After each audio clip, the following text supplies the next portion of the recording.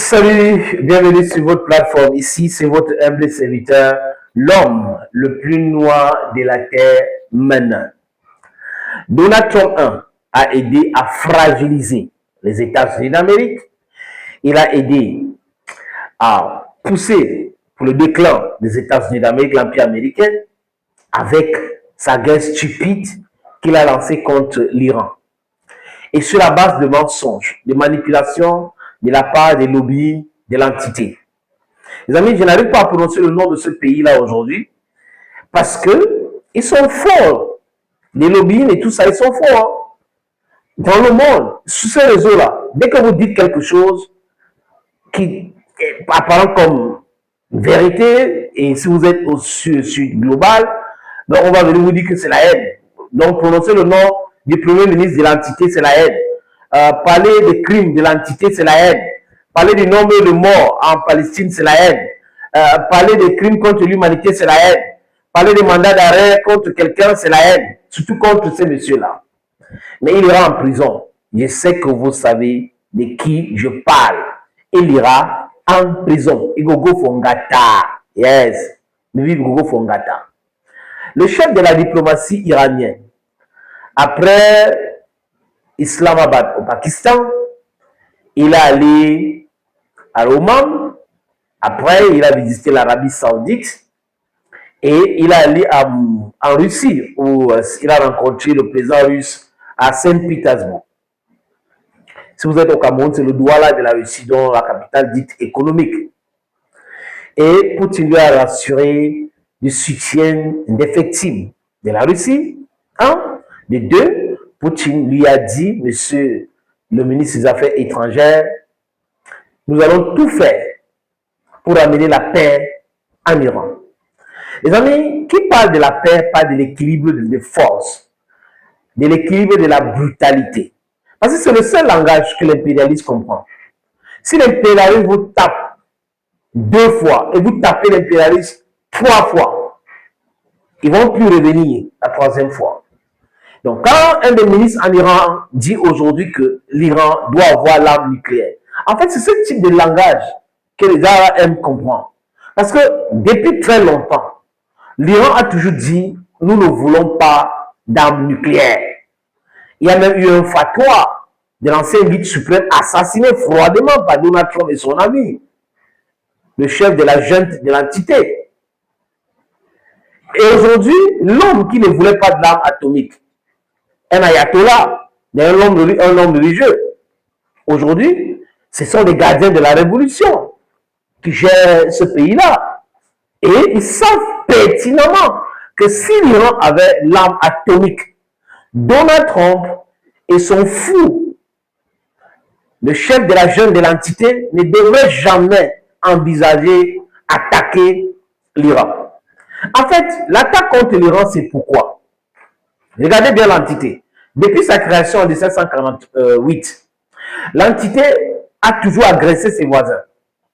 La guerre de 6 jours dans les années 60, c'était une guerre préemptive. Donc, l'agression de l'entité contre ses voisins. Mais quand vous écoutez les historiens de l'entité ou certains qui sont des malhonnêtes, intellectuellement malhonnêtes, ils vont dire que non, on nous avait attaqués. Personne ne les a attaqués, c'est eux qui ont attaqué les autres dans ce qu'on appelle la guerre préemptive. Et pour ceux qui suivent cette histoire, vous allez comprendre que le roi Hassan II du Maroc avait joué un rôle et il avait permis à ce que le renseignement israélien prenne certaines informations utiles et importantes de la rencontre des pays arabes à cette époque-là. Bon, bref, nous allons revenir sur cette actualité, les amis, ou sur cette information, parce que c'est aussi bien de comprendre l'histoire. L'entité se dit, on contrôle tout. On peut bombarder le Liban quand on veut. On peut bombarder la Syrie quand on veut. On peut bombarder l'Irak depuis le départ de Saddam Hussein comme on veut. L'Arabie Saoudite, ils ne peuvent pas se tenir tête, nous tenir tête. Le Yémen, on peut bombarder quand on veut. On peut aller attaquer le Qatar, un pays qui est ami avec eux. On peut aller là-bas comme on veut. Mais il y a un pays au Moyen-Orient qui nous tient tête. C'est l'Iran. Et tant qu'on ne va pas mettre l'Iran à genoux, on ne sera pas satisfait. Donc, c'est pour satisfaire l'hégémonie, qu'ils ont diabolisé l'Iran. Ce monsieur criminel génocidaire avait dit que Saddam Hussein, s'il part, il y aura la paix au Moyen-Orient. George Bush a concocté un truc, des armes de destruction massive. Colin pourrait aller au Conseil de sécurité des Nations Unies avec un tube pour montrer que voilà, alors que c'était la poudre à l'intérieur. Ils ont tué près d'1 million de personnes en Irak. Ils ont fait exactement la même chose en Syrie pour donner le pouvoir à un terreau. Tout le monde sait aujourd'hui que c'est un terreau qui est au pouvoir et ils voulaient cela.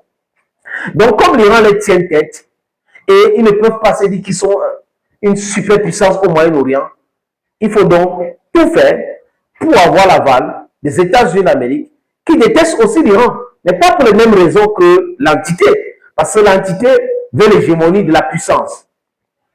Mais les États-Unis d'Amérique veulent quoi? Contrôler le pétrole. Et depuis que l'Iran les échappe, ça devient compliqué et donc l'Iran doit être les ennemis. C'est la raison pour laquelle il y a eu un accord en 2015 pour le nucléaire iranien et on devait enlever les sanctions. Barack Obama ne l'a pas fait alors qu'il a signé cet accord. Et les Iraniens ont toujours respecté cela. Les gens qui n'ont pas respecté, ce sont les Américains. Donc les gens ont des agendas différents. L'entité a son agenda, les États-Unis ont leur agenda, mais ils avaient confondu le pays.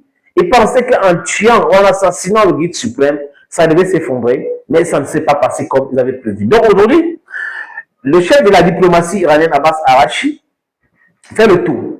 Il est arrivé donc en Russie. Tout le monde est en train de dire aujourd'hui que l'Iran comprend qu'il faut impliquer la Russie dans ce dossier pour que Donald Trump écoute bien ce que les Iraniens sont en train de dire.